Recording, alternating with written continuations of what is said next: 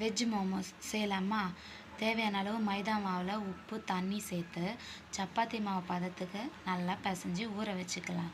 Beans, carrot, cauliflower, கோஸ், வெங்காயம், பச்சை மிளகா, கொத்தமல்லி பொடி பொடியாக நறுக்கி எடுத்து வச்சுக்கலாம். ஒரு பேனில் எண்ணெய் சேர்த்து வெங்காயம், பச்சை மிளகா, இஞ்சி பூண்டு பேஸ்ட்டு, நம்ம கட் பண்ணி வச்ச வெஜிடபிள்ஸ் போட்டு நல்லா வதக்கிக்கலாம். தேவையான அளவு உப்பு, பெப்பரு, சில்லி பவுட்ரு போட்டு லைட்டாக வதக்கின உடனே சோயா சாஸும் கொத்தமல்லியும் சேர்த்து வதக்கி எடுத்து வச்சுக்கலாம். நம்ம ரெடி பண்ண மாவை உருட்டி எடுத்துக்கலாம். அதில் ஸ்டஃபிங்கை வச்சு மோமோ ஷேப்புக்கு ரெடி பண்ணி வச்சுக்கலாம். ஃபைனலாக ஸ்டீமரில் ஆயில் அப்ளை பண்ணிவிட்டு நம்ம ரெடி பண்ண மோமோஸ் எல்லாம் வச்சு 15 to 20 minutes ஆவி காட்டி எடுத்தோன்னா வெஜ் மோமோஸ் ரெடி.